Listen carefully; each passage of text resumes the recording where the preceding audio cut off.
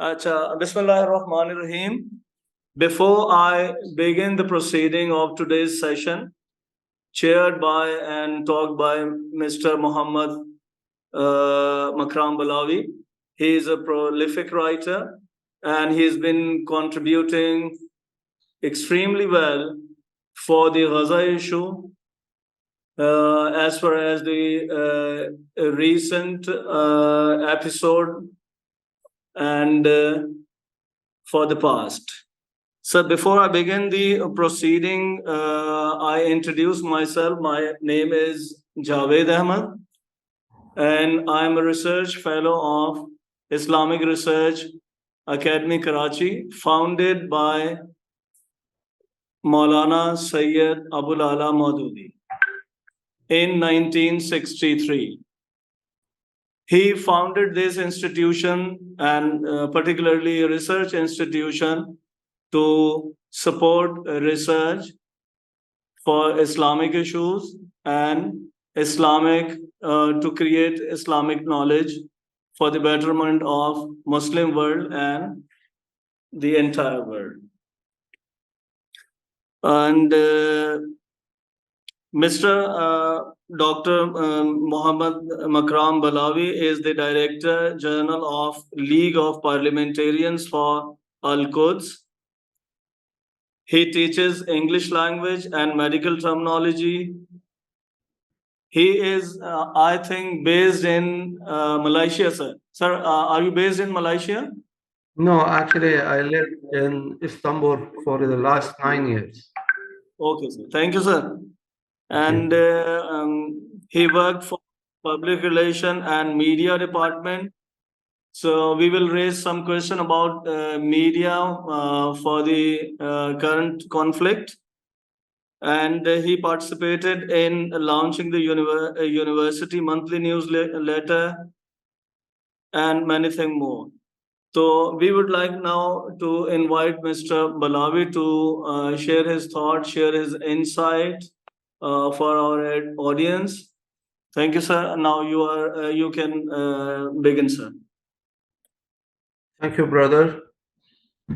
Assalamu alaikum wa rahmatullahi wa barakatuh. Bismillah ar-Rahman ar-Rahim. It's great pleasure to be with you, brothers. I have lived for some time in Pakistan, so I'm acquainted with the Pakistani people. I have many Pakistani friends. I feel really honored to talk to you today. As we speak now, the situation in Gaza is becoming worse and worse. Just a few minutes ago, I received a phone call from a friend of mine who told me that the Israeli army called them on phone and told them to vacate the hospitals where they work. Many of them, doctors, technicians, and even patients, in the beginning, they thought of leaving the hospital. But then they said, if we leave the hospital, where would we go? And we have many patients who would die in that case. They're going to bomb the hospital. So they decided to stay in the hospital, and Israelis are systematically destroying everything in Gaza. For example, they bombed the main 3 universities, Al-Jami'a al-Islamiyya, Jami'at al-Aqsa, and also Jami'at al-Azhar. So they razed these universities to the ground. And then also they attacked government offices, banks, telecommunication companies. They already cut electricity, water. They prevented anyone going out or coming in Gaza. They bombed the only border crossing with Egypt, that is Rafah crossing. They murdered families, sometimes 40, 30, 12, 5, like that. They bombed buildings, something like 3, 4 buildings of 12 stories, 10 stories, 3 depends. So you see whole blocks collapse altogether. This is done by the support of the United States and by the most sophisticated and modern weaponry in the world. So in few minutes, families, blocks, they simply disappear, and the whole scenery becomes rubble, rubble in everywhere, blood, amputated limbs, children, women, old people, young people, their bodies scattered everywhere. And as I told you, now they're talking about something called a secured corridor. And most probably, most of us might think that they are talking about an entrance to let in food, medical supply into Gaza Strip. They are not talking about that. They are talking about a corridor where they can push Palestinians out of Gaza forever. And this would be another ethnic cleansing. The biggest ethnic cleansing they did was in 1948 when they almost cleansed about 60% of the Palestinian people. Now we have refugees living in Jordan, living in Syria, Lebanon, and even in Egypt and other countries. About 60% of Palestinians are now refugees outside Palestine. And this is what they're thinking to do in this case. So we have 2.2 million people in Gaza Strip. They want to drive them out by destroying any possible mean of livelihood. They want to drive them out to Egypt, to the Sinai Desert. And if we do not stand firm in front of these criminals, most probably they'll be able to do so, unfortunately. So we have very, let's say, cold reactions from international institutions. And we have all seen that the American president declares every now and then that I'm a Zionist, I am a Zionist. And if there was no Israel, we would have invented Israel. And even the foreign minister of state, they call him Antony Blinken, when he came to Israel, he said that I address you today as a Jew, not as a foreign minister of the United States. So even these, spokesman of the White House, Kirby, he showed fabricated pictures made with artificial intelligence, and he claimed that Palestinians beheaded children and raped women, and afterwards it turned to be false information. So agencies like the CNN and New York Times, etc., had to apologize for sharing the Israeli propaganda. So now they use such lies only to make their invasion to the region justified in the eyes of their people. Now we are talking about invasion because the Americans are bringing aircraft carriers to the region.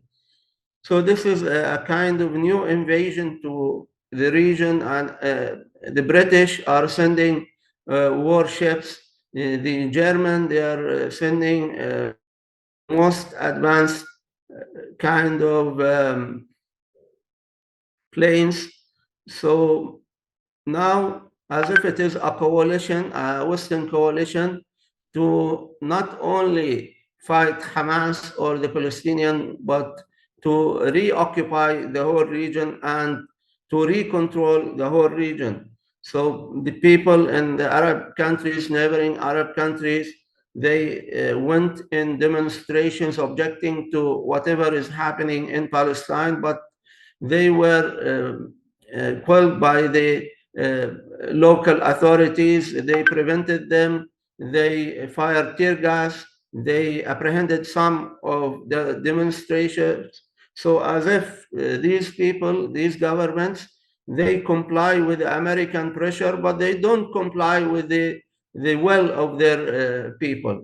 To this extent, we reach today to a situation where Muslim leaders, they only give um, lip service, and they only talk. Even the way they talk today is very artificial and much less than the verbal support that we see coming from the United States, Europe, and indeed Britain. And this is very shameful because we always see ourselves as Muslims, and Muslims, they are obliged to stand by other Muslims. Palestinians are defending our Holy Land, our Aqsa Mosque, our Baytul Maqdis, but we keep very calm as if it is happening in another planet. The Muslim governments, they just issue statements, but nothing on the ground. So you could imagine that these non-believers or Americans, they are supporting each other with airplanes and aircraft carriers. But what we do on our side, we just talk, we do nothing. So this is very shameful, and Allah subhanahu wa ta'ala will ask us hard about what's happening today. Every one of us is busy with his own livelihood, with his children, with his own problems, as if Allah subhanahu wa ta'ala created us just for these things. Yet the Palestinian problem is not a mere problem. It's not like any other problem. Israel was invented to be a colonial base to control the whole region, the Muslim, the Arab world, and the holy places, and in extension, the rest of the Muslim Ummah and the Muslim world. So if the Palestinians are able to liberate Palestine and get rid of these people, most probably the whole Muslim Ummah and the whole Muslim world would be free again, and we will rise in the ranks of civilization, and will be able to advance and have a better life. But as long as we accept to be humiliated and living this kind of life, I think the Muslim Ummah will continue to be in the tail, as a tail of the rest of nations, humiliated, and every now and then foreigners, they come to our countries, occupy our lands, our countries, sometimes Iraq, sometimes Afghanistan, sometimes bombing here and there. So this is because of the lack of Muslim solidarities, and because we do not what we are supposed to do.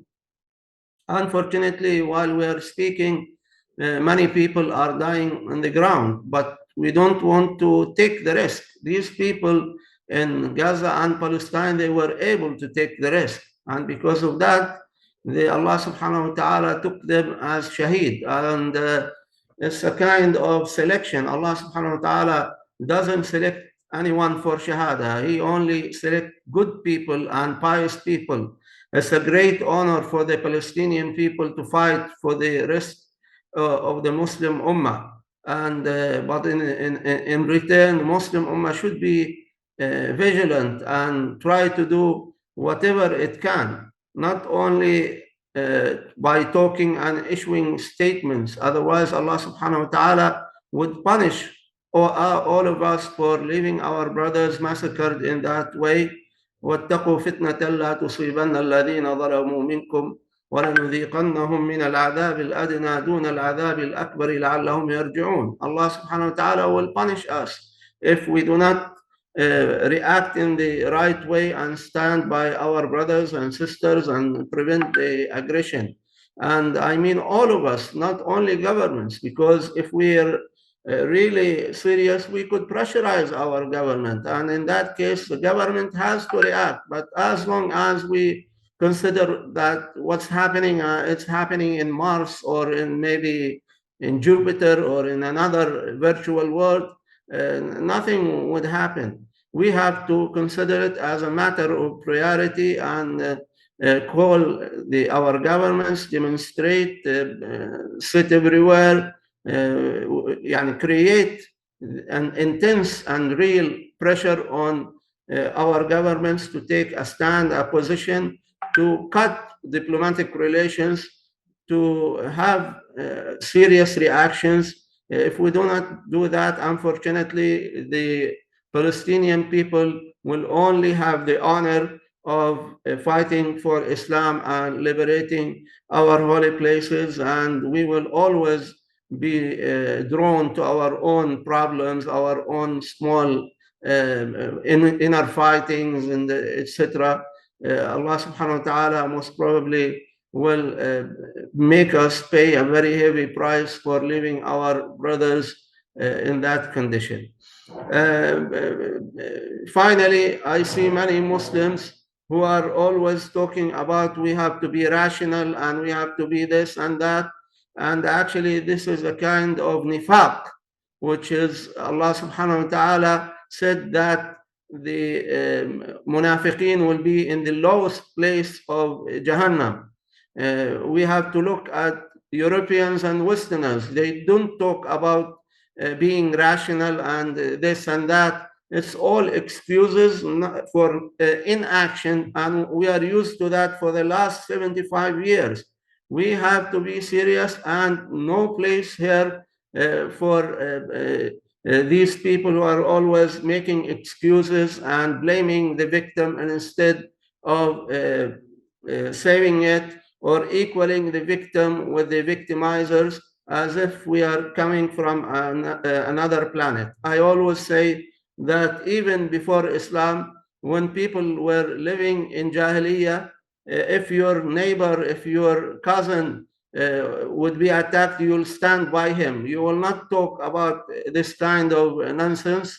And if we don't want to do that, at least let's do like kuffar. They stand by each other. They do not just turn away and say that nothing has happened. See what's happening in Ukraine. In Ukraine, they paid billions of dollars and they mobilized armies, they sent weapons, but Muslims, they are always talking and doing nothing, as if talking will do any good for the Palestinians.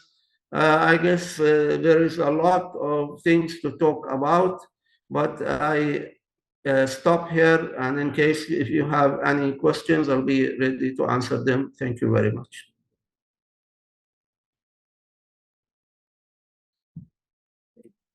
Thank you, Dr. Makram, for your insight, and very valuable insight, as you said, about the character of our governments, especially Muslim countries, and they are doing just lip service, and they are not standing by their Palestinian brothers. And I think I would like to ask some questions. Sir, could you tell about the role of media first? And the second question is, what a simple Muslim person or a simple Muslim man can do in this regard, sir? I guess now we have always, we were suffering from mainstream media in the West because they were able to block any attempt from our side to present the real situation in our countries, whether it is in Palestine or in any other country in the whole world, Muslim world.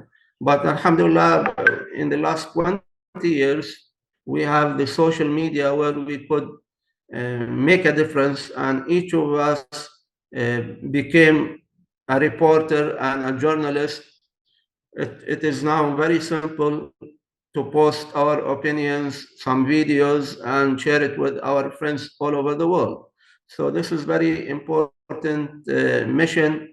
We have all of us to be active in this respect and to use our media outlets, social media outlets, to clarify the real image in Palestine, we would be doing great job for the Palestinian cause, especially those people who are able to speak foreign languages like English and other European languages, maybe Russian, Japanese, Chinese, whatever. So I urge all of you to use the social media very effectively and try to popularize the reality, the real image of what's happening in Palestine. Thank you, sir. Sir, can you take the questions posted by the participant online, sir?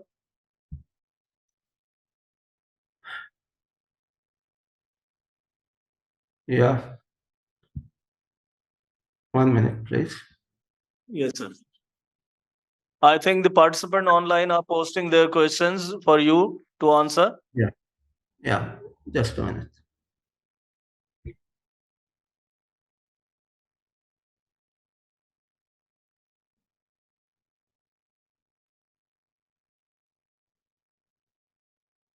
Here's a question by Mariam. It says, why is the Gaza Strip important? Is there a difference between the autonomy that the Palestinians have in Gaza and the autonomy they have in the rest of the occupied Palestine? And what will be the implications for the Palestinian resistance if Gaza is taken over by Israel? Actually, Gaza doesn't have autonomy. The Palestinian people, they fought against the occupation, and the occupation had to leave. So it's not kind of a settlement as you think. The agreement which was signed in 1993 between the PLO, Palestinian Liberation Organization, and Israel, that stated the Palestinians should have their independent states in 6 years. Within 6 years, failed miserably, and now we have the Palestinian Authority in West Bank. The Palestinian Authority in West Bank serves as a police for the occupation. They control only 6% of Palestine, even less than that. Only Palestinian cities. But the West Bank, which is supposed to be the future promised Palestinian state, is now almost controlled and taken over by Israeli settlements. There are more settlements in the West Bank than there cities and Palestinian villages. And they were planning to ethnically cleanse the Palestinians in the West Bank and leave no Palestinian there because they think that Palestine, or what is now known as the State of Israel, is a Jewish state in the literal meaning of the word. So they don't want to leave any Palestinian living in the West Bank. If Gaza falls and they are able to defeat the resistance in Gaza, in that case, most probably we lose a very important part of Palestine.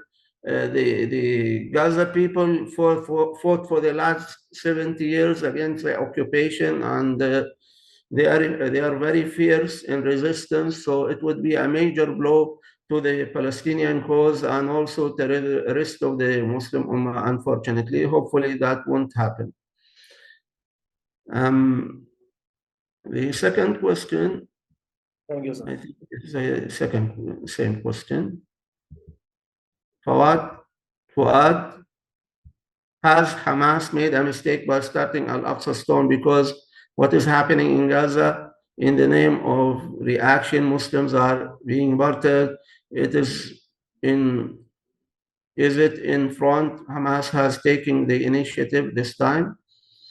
Actually, we have to remember that when your land is occupied, when your holy places are being Jewidized, it's a betrayal for Islam and betrayal to your humanity as a human being to stand still. You have to react. If you are a human being, you have to be free. There is no meaning of life without freedom. This reality actually is, even non-Muslims, they have realized this and they've always fought for freedom. The Palestinian people is no exception in that case. But as Muslims, we have always think that Allah subhanahu wa ta'ala order us and to obey him is even better than life itself. And this is what the people of Gaza are doing. Hamas actually knew that the Israelis are preferring to wage a war at Gaza, so they initiated and took the Israelis by surprise before the Israeli attack.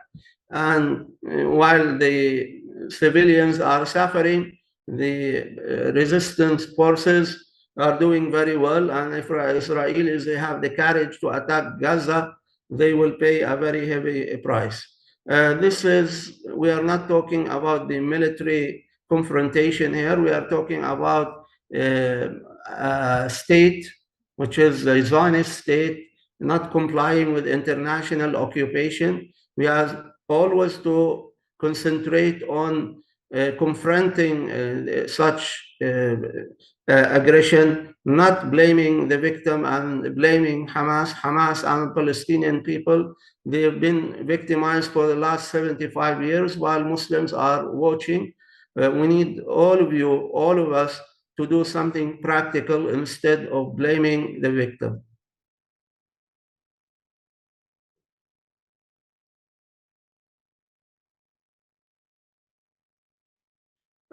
Question: what is the role of Turkey in Palestine-Israel issue over the last years and right now?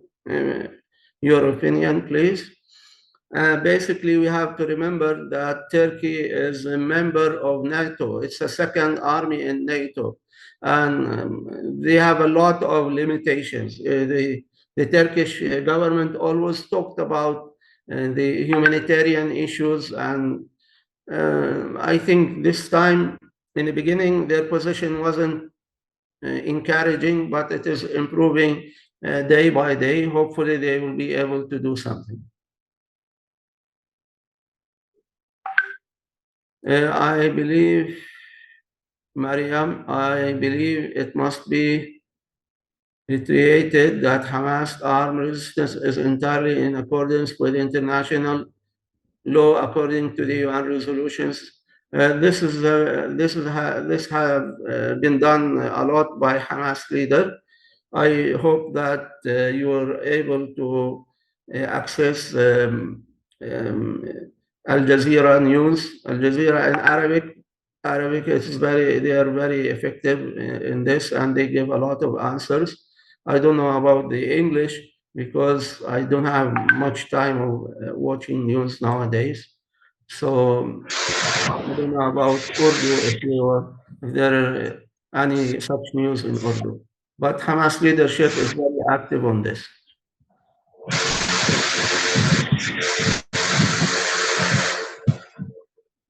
Siraj, I see Arab world is making agreements with Israel like Abraham Accord and forgets about Palestine.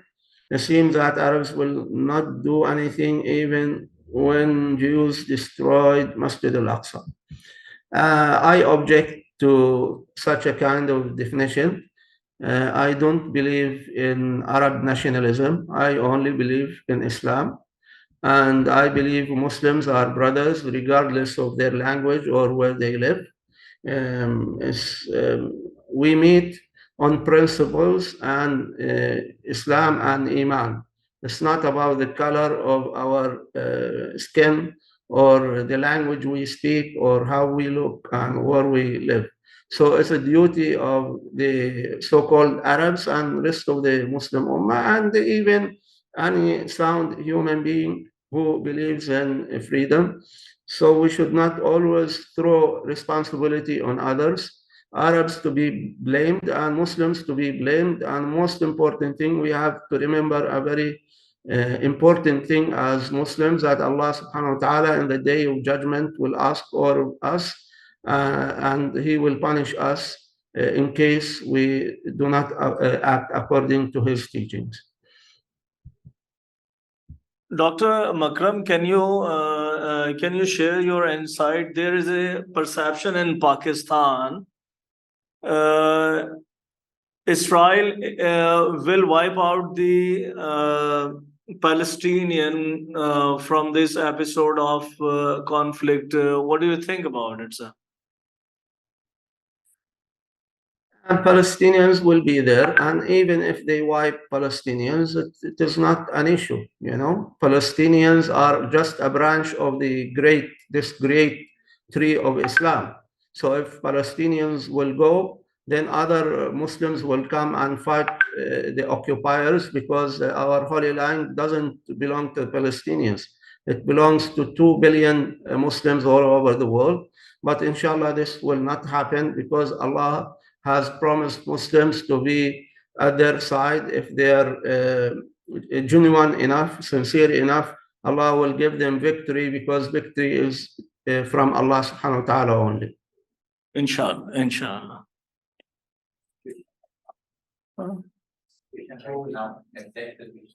So could you share some current situation and recommendation for Muslim world, sir? As I told you earlier, all of us, we have to pressurize our representatives in the legislative councils, our parliaments, and demand action. And we should not only demand humanitarian aid. No, we have to also demand military intervention, because if we are not able to military intervene in the area, at least we have to pressurize the Americans, the Europeans, to stop intervening military in the area. So if they are military intervening, Muslims should military intervene. If they are Muslims, they are not able to military intervene, at least let them prevent Europeans and Americans from military intervening. This should be our goal, and whatever is less than that, it's okay also. Okay, sir, you are supporting Muslim countries' military intervention. It is okay. But do you think many of the Muslim countries are not able to put some military intervention before the European countries and before Mecca, sir? I didn't get you. Could you please repeat the question?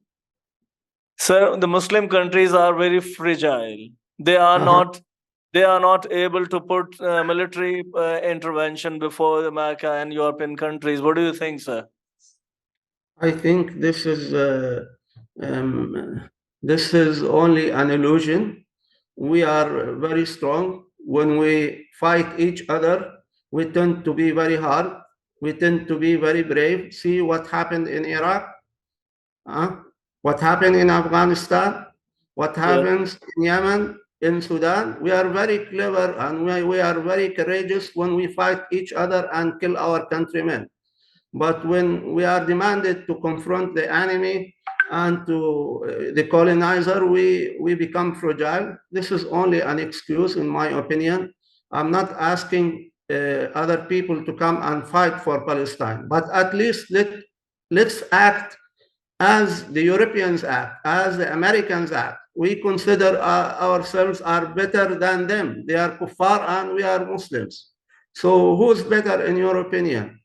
They or us in this case? So we have to ask ourselves this question.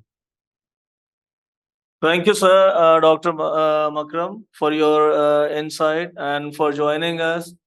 We are really happy and we are really pleased to listen or to hear your views. Thank you, sir. Thank you very much.